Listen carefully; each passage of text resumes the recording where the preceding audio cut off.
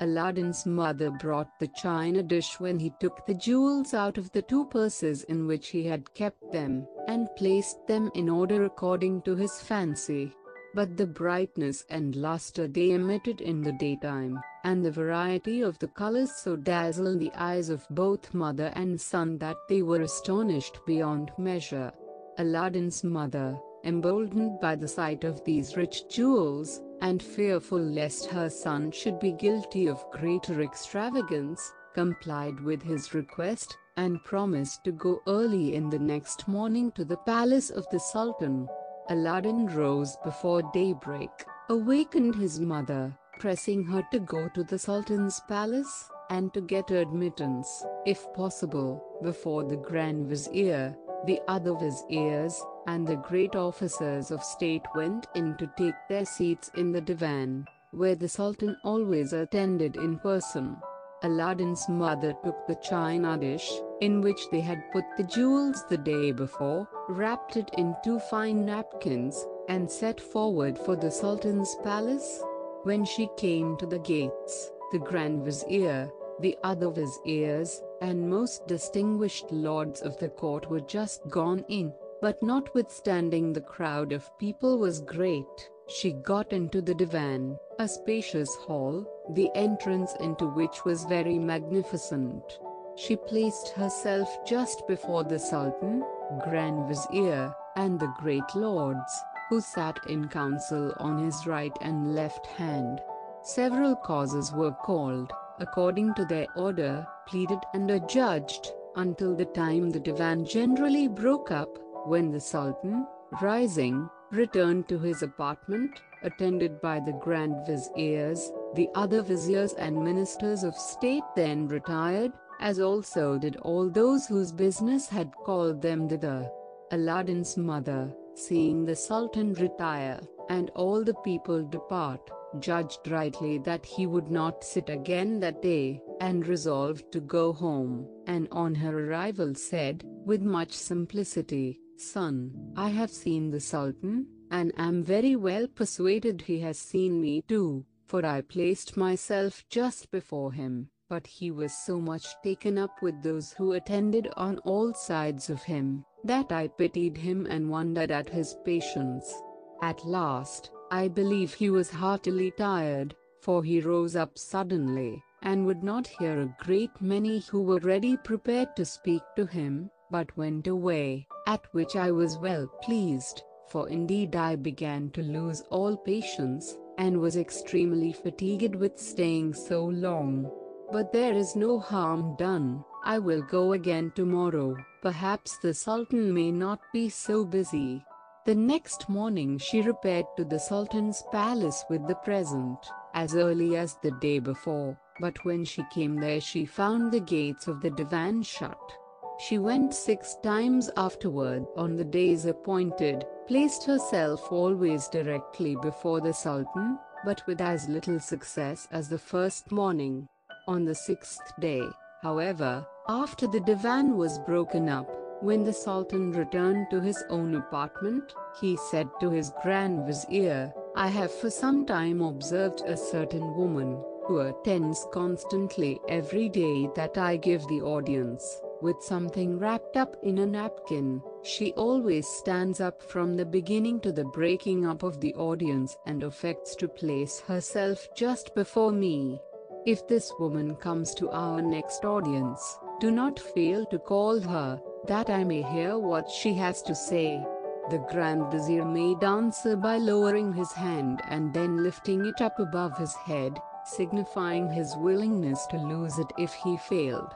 On the next audience day, when Aladdin's mother went to the divan and placed herself in front of the Sultan as usual, the Grand Vizier immediately called the chief of the mace-bearers, and, pointing to her, bade him bring her before the Sultan.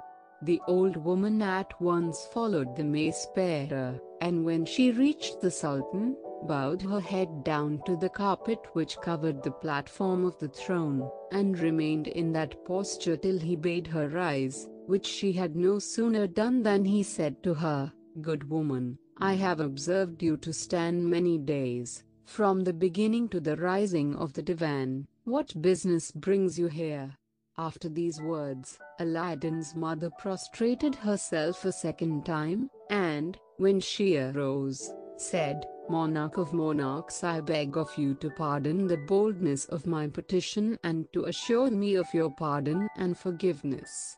"Well," replied the Sultan, "I will forgive you, be it what it may, and no hurt shall come to you. Speak boldly." When Aladdin's mother had taken all these precautions for fear of the Sultan's anger, she told him faithfully the errand on which her son had sent her, and the event which led to his making so bold a request in spite of all her remonstrances. The Sultan hearkened to this discourse without showing the least anger, but, before he gave her any answer, asked her what she had brought tied up in the napkin. She took the china dish, which she had set down at the foot of the throne, untied it, and presented it to the Sultan. The Sultan's amazement and surprise were inexpressible when he saw so many large, beautiful, and valuable jewels collected in the dish. He remained lost for some time, lost in admiration. At last, when he had recovered himself, he received the present from Aladdin's mother's hand, saying, "How rich! How beautiful!" After he had admired and handled all the jewels one after another, he turned to his Grand Vizier, and, showing him the dish, said, "Behold! Admirable!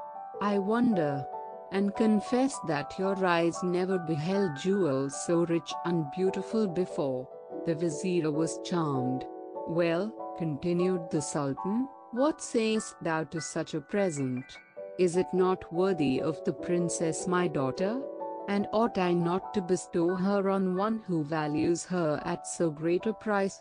"I cannot but own," replied the Grand Vizier, "that the present is worthy of the princess, but I beg of your Majesty to grant me 3 months before you come to a final resolution.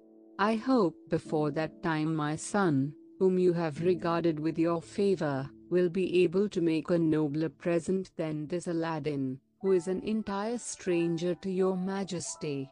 The Sultan granted his request, and he said to the old woman, "Good woman, go home, and tell your son that I agree to the proposal you have made me, but I cannot marry the princess my daughter for 3 months. At the expiration of that time come again." Aladdin's mother returned home much more gratified than she had expected, and told her son with much joy the condescending answer she had received from the Sultan's own mouth, and that she was to come to the divan again that day for 3 months. Aladdin thought himself the happiest of all men at hearing this news and thanked his mother for the pains she had taken in the affair, the good success of which was of such great importance to his peace that he counted every day, week, and even hour as it passed. When 2 of the 3 months passed, his mother one evening, having no oil in the house, went out to buy some, and found a general rejoicing around the houses dressed with foliage, silks, and carpeting, and everyone striving to show their joy according to their ability. The streets were crowded with officers in habit of the ceremony, mounted on horses richly caparisoned, each attended by a great many footmen. Aladdin's mother asked the oil merchant what was the meaning of all this preparation of public festivity. "Whence came you, good woman?" he said, "that you didn't know that the Grand Vizier's son is to marry Princess Badr al-Badr, the Sultan's daughter, tonight? She will presently return from the bath, and these officers whom you see are to assist at the cavalcade to the palace, where the ceremony is to be solemnized." Aladdin's mother on hearing this news ran home very quickly. "Child," cried she, "you are undone. The Sultan's fine promise will come to naught. Tonight the Grand Vizier's son is to marry the Princess Badr al-Badr. At this account Aladdin was thunderstruck, and he bethought himself of the lamp, and of the genie who had promised to obey him, and without indulging in idle words against the Sultan, the vizier, or his son, he determined, if possible, to prevent the marriage. When Aladdin had got into his chamber, he took the lamp, rubbed it in the same place as before, when immediately the genie appeared, and said to him, "What wouldst thou have? I am ready to obey thee as thy slave, I and the other slaves of the lamp." "Listen to me," said Aladdin. "Thou hast hitherto obeyed me, but now I am about to impose on thee a harder task. The Sultan's daughter, who was promised me as my bride, is this night married to the son of the Grand Vizier. Bring them both hither to me immediately they retire to their bedchamber." "Master," replied the genie, "I obey you." Aladdin supped with his mother as was their wont, and then went to his own apartment, and sat up to await the return of the genie, according to his commands. In the meantime, the festivities in honor of the princess's marriage were conducted in the Sultan's palace with great magnificence. The ceremonies were at last brought to a conclusion, and the princess and the son of the vizier retired to the bedchamber prepared for them.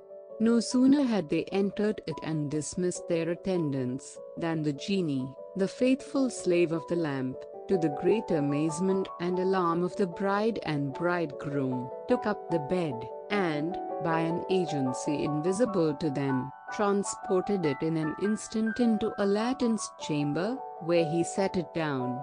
"Remove the bridegroom," said Aladdin to the genie, "and keep him a prisoner till tomorrow dawn, and then return with him here." On Aladdin being left alone with the princess, he endeavored to assuage her fears and explain to her the treachery practiced upon him by the Sultan her father. He then laid himself down beside her, putting a drawn scimitar between them, to show that he was determined to secure her safety and to treat her with the utmost possible respect.